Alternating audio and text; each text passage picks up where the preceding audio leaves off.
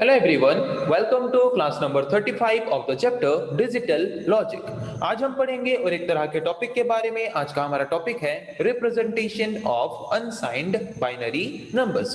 Last class में हमने पढ़ा था कि बाइनरी नंबर्स को मेनली दो ग्रुप में डिवाइड किया गया है। एक ग्रुप है अनसाइंड नंबर और एक ग्रुप है साइंड नंबर। सो अनसाइंड नंबर हम किस तरह के नंबर को बोलते हैं? जिस तरह के बाइनरी नंबर में हम सारे बिट्स को यूज करते हैं सिर्फ उसी नंबर के वैल्यू को रिप्रेजेंट करने के लिए, उस तरह के बाइनरी नंबर्स को हम बोलते हैं अनसाइंड बाइनरी नंबर्स। ओके, तो सपोज मैंने यहाँ पे लिखा एक बाइनरी नंबर। अगर सारे बिट्स को मैं यूज करता हूँ उस पर्टिकुलर नंबर के वैल्यू को रिप्रेजेंट करने के लिए, तो उस तरह के बाइनरी नंबर्स को हम बोलेंगे unsigned binary numbers. Okay, the bits present in the unsigned binary number holds the magnitude of A number. Okay, एक अनसाइंड बाइनरी नंबर्स में जितने भी बिट्स हैं सारे बिट्स को हम यूज करते हैं। क्यों? उस पर्टिकुलर नंबर के मैग्नीट्यूड को होल्ड करने के लिए या फिर मैग्नीट्यूड को रिप्रेजेंट करने के लिए। In unsigned binary number all the bits are used to represent the value of a particular number.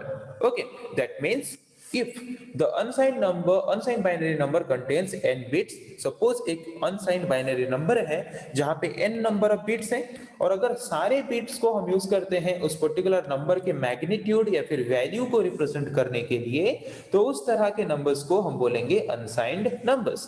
और जबकि n नंबर ऑफ बिट्स हैं और सारे बिट्स को हम क्यों यूज करते हैं वैल्यू को रिप्रेजेंट करने के लिए? क्योंकि अनसाइंड नंबर्स में हम कुछ भी साइन यूज नहीं करते, इसीलिए उसका नाम है unsigned number. The number which does not have or which does not use any sign, that kind of number is called unsigned number।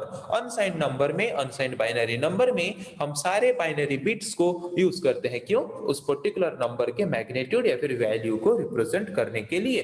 तो एक एग्जांपल लेते हैं अनसाइंड बाइनरी नंबर का।